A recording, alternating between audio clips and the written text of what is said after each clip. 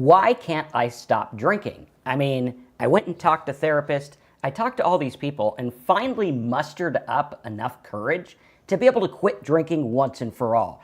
I put my fist down and made a resolve that I would never ever drink again. And this time, I really meant it. Only, yet again, it didn't work. Why do we keep drinking even though negative consequences are happening in our life, even though our health is deteriorating, our thought life is deteriorating, and nothing seems to be working? Yet we know that if we quit drinking, life gets better at the drop of a hat. But we can't stay sober. No matter how many resolutions we write, no matter how many journals we have that say, today is the day I'm finally going to quit, no matter how great we feel about it, it just doesn't work. And today, maybe you find yourself where I was 9 years ago. You really wanted to quit, yet nothing seemed to work. And today, that's what we're going to talk about. We're going to talk about what the difference is between really wanting to stay sober and get sober and actually being able to follow that through. So let's go ahead and dive in. Terry, how you doing today? I'm doing well, Marcus. And yeah, I couldn't quit, that's for sure. And I said, the title of the video, or at least the thumbnail, today I quit. And man, I said that so many times and I just didn't stop.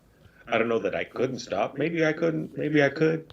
I stopped many times, but yeah, I couldn't stop. We're going to get into that, definitely. Yeah. There's really one simple reason why I couldn't stop, but really the factors involved in that simple reason were pretty complicated. There was a lot involved with that, and that's what I had to work my way through. And it took once it clicked, it was pretty easy to actually stay sober for me. And what about you, Marcus? Yeah, I mean, that was kind of the same thing. I thought my problem back then was I was relying on a feeling. I wanted to feel different so that I could stay sober, so that I could live this new life. And I knew that staying sober was the answer. Like, that was not a question. I knew no matter what, staying sober was the key. However, I was unable to attend it. I was unable to get that because of the fact that I was waiting for a feeling. And maybe you feel the same way where you're like, okay, I'm waiting for a feeling. I'm waiting till I muster up enough courage so that I can quit drinking. Only the problem is now you have been hijacked by alcohol. So your feelings, your emotions, and your thoughts are controlled by alcohol, so you're not going to be able to get out of it. It's like a cycle of trying to, it'd be like going to a gas car and trying to make it be electric just because you feel like it. You feel good about the environment, so you want it to be electric. No matter what you do, until you completely overhaul the insides of that car, it's not going to be an electric car. I mean, you can wish it. You can even plug it into the wall. Not recommended, because I don't even know where you'd plug it in. But no matter what you do, it's not going to work because the insides have been changed. And when we look at alcoholism, what chemical dependency and alcoholism does is it changes us from the inside. And if you're sitting there saying, well, I want to be a sober person, but your insides are an alcoholic, then there's only one thing that you can do to get and stay sober once and for all. And we're going to talk about what that is here today because it's very, very important and very few people talk about it. Everyone talks about willpower and going through steps and going through AA, which are great things. Dealing with willpower and dealing with AA are fantastic things. But so many people try them and don't get sober. I think the rate of success in a lot of these is 5%, something like that. Even rehab, where you go there and you hear the message for 30 days straight, you can't get alcohol or drugs. And even still, when Terry and I were in rehab, there were people that were, I've been here 5 times, 6 times. I think one person said they've gone to 11. And I'm like, you could have bought a house. You could have just stayed sober, bought a house, scot-free. right? And we look at this and we're like, well, why does it not work? And that's what we're going to cover today. So Terry, talk about what your journey was like when dealing with this. Well, there were so many factors involved in making that big realization for me, that it was the one thing. And really, and Marcus has already touched on it, it was the fact that I was chemically dependent. My mind had been hijacked by alcohol. And that was the main thing. But what led up to that? Why was I not able to break free from that? And there were really a lot of reasons. I mean, the two most obvious ones, it is, so the chemical dependency. It involves physical dependence, and it involves psychological dependence. In that physical dependence, my body was used to the alcohol. My normal feeling, my normal state was at least a little bit of alcohol in my system at most of the time. And when it wasn't in my system, I didn't feel good. So I was trying to search for that feel good. And I didn't really say that right. But anyways, I was trying to feel good. And so alcohol would accomplish that, even though it was as I was getting later and later into my dependency, that good feeling would last a shorter and shorter time. But that's what I was in search for. That's what I was always grasping for. And then there's that psychological dependence, and that dependence of that I'm used to it. I need it. It makes me feel good. It's the answer to whenever I have a problem. It's the answer for when I want to celebrate something. Alcohol was the answer for so many things. And I was just psychologically used to it. I didn't know what life would be like without it. And that's what I experience a lot when I'm talking to people that do have dependence and they're trying to stop drinking.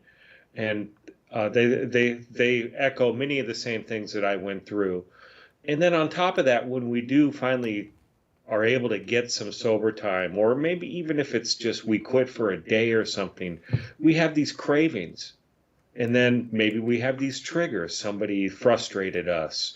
Something bad happened at work. We got in an argument with the family. We got these legal problems, financial problems, these triggers. And then we think, or maybe we don't even think about it, but we realize that alcohol is going to give us at least a temporary good feeling. Now, one thing that I wanted to talk about a little bit is I've seen some other recovery programs and that talk about it's really important to find out why. What is the cause of your addiction? Well, I got to be honest with you guys here. I don't know what made me an alcoholic. Did I have trouble? Did I have bad things happen in my life? Not really. I mean, the normal things growing up and that life deals us. But did I have any big trauma? No. Did I have a difficult upbringing? No. Was there something that I can point to that made me start to drink too much? No. I drank because it made me feel good. It's kind of what everybody else did around me. It was fun. It was just kind of part of life. And I ended up drinking too much. And eventually I became dependent on it. And things got worse and worse. And now, so, I don't know that it's totally necessary to find out why. For me, it's important to find out and to discover how to stay sober and realize that alcohol is not good for me and that I can't drink it. Yeah. And now I've tested that a million times, trying, maybe I can have just one today or just two. I'll do just two. And then after that second one, maybe I'll have four and keep going. And I'm sure many of you can relate to that. But that was a big factor for me. But I couldn't quit. And that was really because just I was chemically dependent. And all those other factors would keep me drinking. But eventually I was able to stop. And before I get into that a little bit more, maybe Marcus can give some of his insight as to what he went through. Yeah, absolutely. I think that, it was really difficult for me because I went out there and I read all the self-help stuff. I even paid for this $300 at-home course, which was a bunch of books and workbooks and things like that. And, it talked about a better life. It had some great stuff in it. There was some great articles, but it didn't get me sober. I tried therapy. I tried life coaching. I tried Celebrate Recovery because, maybe religion would get me into staying sober. And I know a lot of people, you might be like me, where religion kind of turns you off from it. You're like, I don't want to do AA because they're always talking about, higher powers and God and this. And, even some meetings I go to here are talking about certain deities, like certain names, you got to trust this person or that person. And it was a big turnoff for me, and it didn't seem to work. Like, no matter how much I tried, it just wasn't working. And I think that the problem was nobody came and explained to me what chemical dependency was like. No one explained to me that all the self-help in the world, all the AAs and all this stuff in the world is not going to help you get sober because you're chemically dependent and your mind has become hijacked by alcohol and or whatever it is you're using.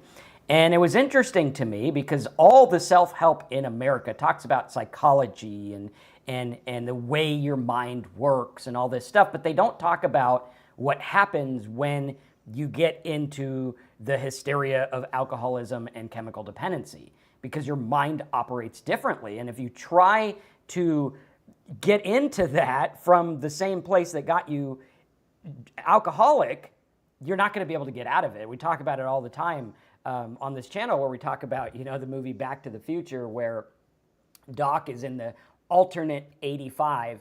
And in the alternate 85, Marty says, well, hey, why don't we just go back to the future before he gets the book?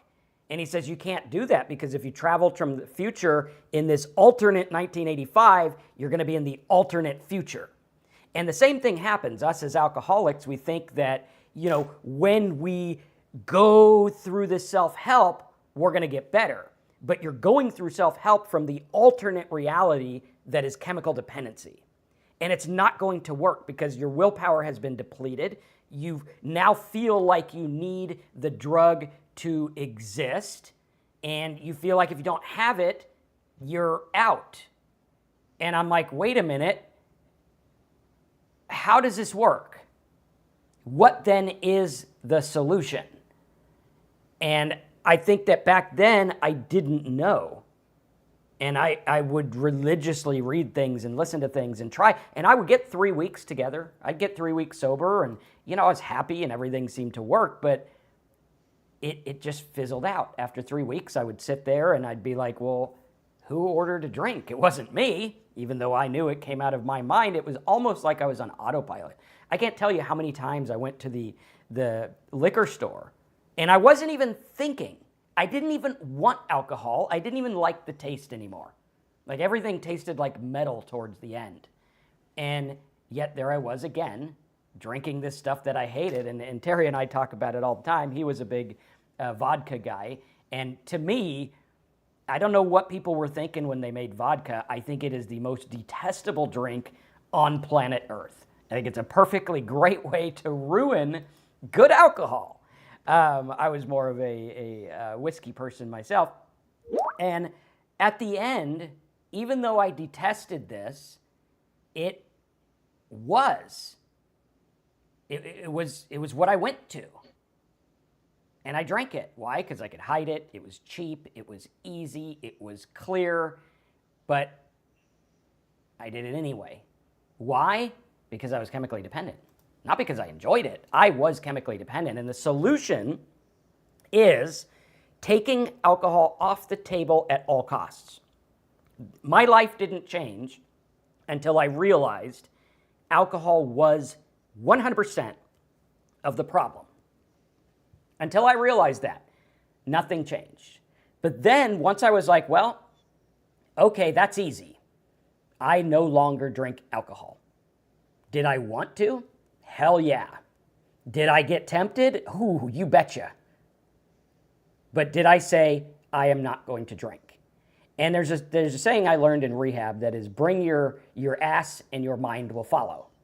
If you bring yourself to say, I am not going to drink, and you do the things that make it so you can't drink, you will never get drunk again, unless you drink. So my work and my willpower is against that first drink.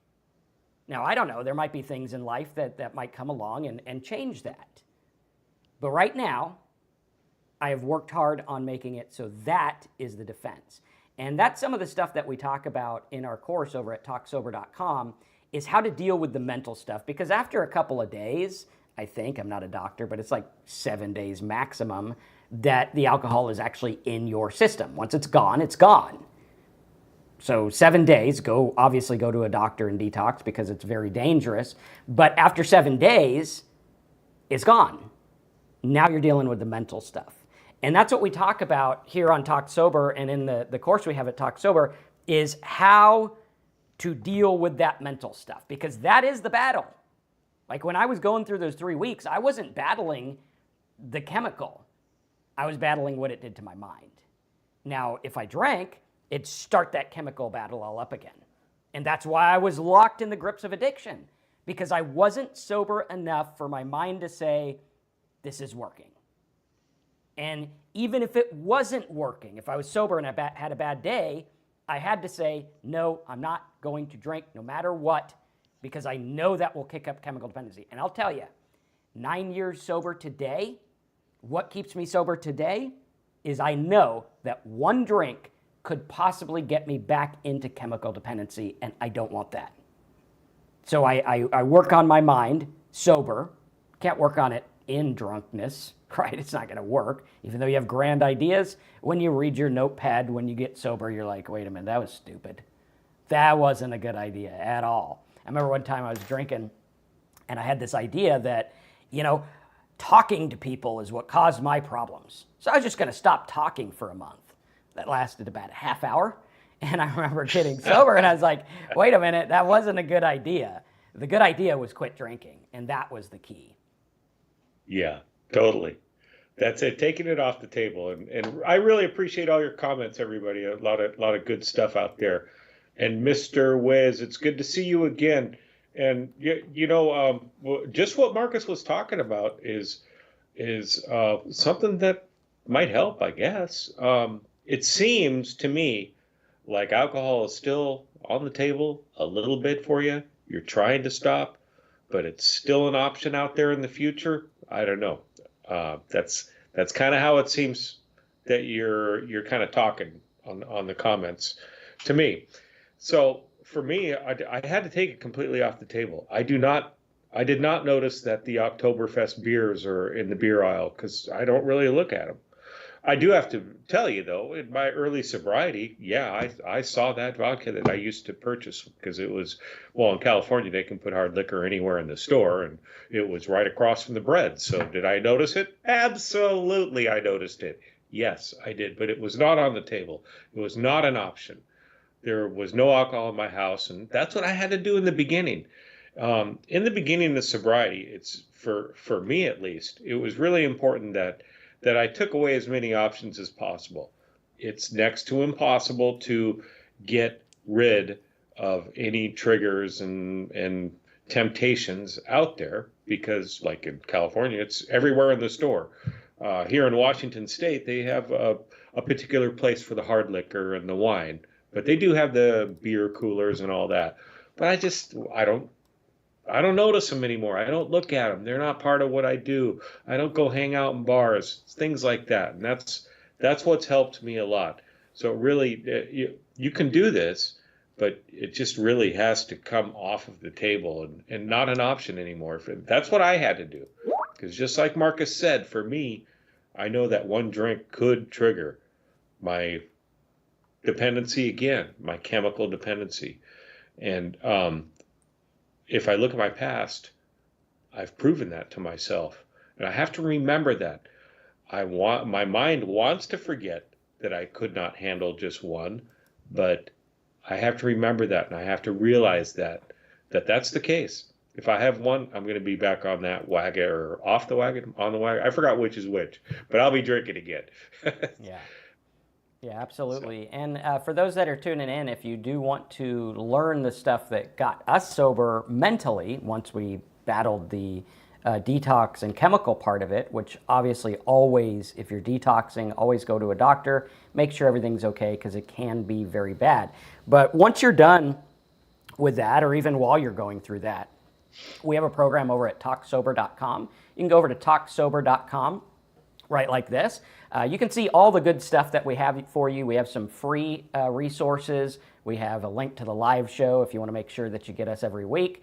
A report on should you go to rehab. Some of our letters, which are letters that I wrote to myself as an alcoholic, right? I went through, after being a couple years sober, I wrote these letters with what I wish someone would have told me. And that's what this entire program is about, is what I wish someone would have told me that would have helped me get sober. We have a Facebook group where you can go in there and talk to other people who are Talk Sober family, product support and stuff like that. But if you want to support what we're doing here on the channel and get all those MP3s, MP4s, PDFs, worksheets, it's like a whole thing, like a whole 30-day kind of deal. You can go over to the big yellow button here. Just click right here. It'll take you to the sign up page, and all you got to do is fill this out and say, yes, I'm willing to get this information that'll help me get and stay sober. Again, Terry and I are not doctors or trained physicians or anything like that. This is our experience. This is what we learned when nothing seemed to work. The mental battle that I had to go through was excruciating because I didn't know what was going on. And this teaches us what's going on. And some of the things that this has helped me through in sobriety has been astounding, because I'm like, wow, I didn't know I'd make it through that sober.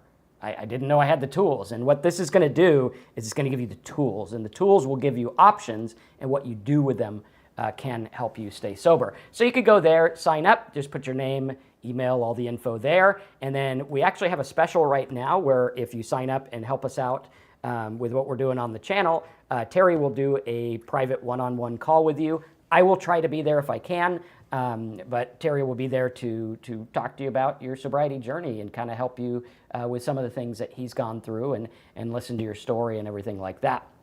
And that is over at talksober.com. Just click the yellow button, fill this out. It supports what we're doing on the channel and helps us reach other alcoholics, and it also give you lots of stuff to help you get and stay sober. It's only like, I think, 80 cents a day, and you can cancel whenever you want. So it's not like a crazy thing there, but I think it can help for those that are willing. Yes, indeed. Siegel, you got 2 weeks sober, and it feels like 2 months to you. Yes, I know the feeling. I felt exactly the same way. And actually, that first year went very slow. It seemed like I'd never get a year, but I did get there. Be patient. Keep it up, man. It's 2 weeks is huge. And you have so much if you can stay sober, you have so much to look forward to, because life will get better. Things will start to get better in life. Yeah, absolutely. And they did for me. At least that's what my experience was. And I continue to get better. Life is good. Missile, thank you. Fall off the wagon means you start drinking again. Okay, thank you. Now I got that. I'll probably forget that again and get that confused. But it's good to see everybody here. Dave, Timber, Mr. Wiz, Trident, good to see you again. And those that I missed, glad you're here. And looks like some new faces too. Awesome. Absolutely. All right, guys, thanks for being here. If you guys want to check out talksober.com, let me put that back up on the screen so you can see it. Let's see, where is it? There it is. You could go over to talksober.com, right like this. Just click the yellow button, fill this out. You'll be part of our Talk Sober family. And if you guys need anything, just reach out to us and comment on the videos, and stay sober. Thanks, everybody. Oh, wait, you can say thanks. I didn't have you on the camera. There you go. Now you could say goodbye to everybody. All right, guys.